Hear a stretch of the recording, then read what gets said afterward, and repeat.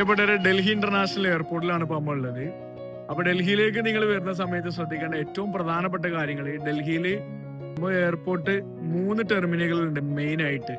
Terminal 1, 2, 3 മൂന്ന് സ്ഥലങ്ങളിലാണ്. അത്യാവശ്യം നല്ല തിരക്കുള്ള എയർപോർട്ടാണ്.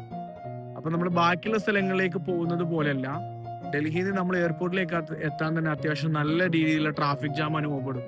അപ്പൊ മിനിമം എത്ര ഡൊമസ്റ്റിക് ട്രെയിൻ ആണെങ്കിലും ഫ്ലൈറ്റ് ആണെങ്കിലും നിങ്ങൾ എത്ര യാത്ര ചെയ്തിട്ടുള്ള ആളുകളാണെന്നുണ്ടെങ്കിലും മിനിമം ഒരു 2 മണിക്കൂർ മുന്നെങ്കിലും എയർപോർട്ടിൽ എത്താനുള്ള സംവിധാനങ്ങൾ ചെയ്യാം.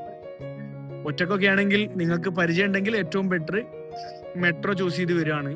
ഇനി അതല്ലാത്ത കാരണം കൊണ്ടാണെന്നുണ്ടെങ്കിൽ കൺഫ്യൂസ്ഡ് ആവാനുള്ള ചാൻസ് കൂടുതലാണ്. ഫ്ലൈറ്റ് മിസ്സാവും. അവിടെ പോയിട്ട് 1 മിനിറ്റാണ് നമ്മൾ വൈകിയതെങ്കിൽ പോലും യാതൊരുവിധ എക്സ്ക്യൂസും അവർ അംഗീകരിക്കൂല.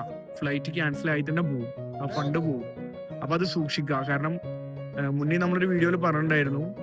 കാരണം പ്രത്യേകിച്ച് നമ്മൾ ഫാമിലിയൊക്കെ ആയിട്ട് വരുമ്പോൾ ലഗേജുകളൊക്കെ ഉണ്ടാവും. അപ്പൊ അതിനൊക്കെ സമയം കണ്ടിട്ട് തന്നെ എന്ത് ചെയ്യാം, എല്ലാവരും എത്താൻ ശ്രമിക്കുക. എന്തായാലും എല്ലാവരുടെയും യാത്രകൾ മനോഹരമാകട്ടെ.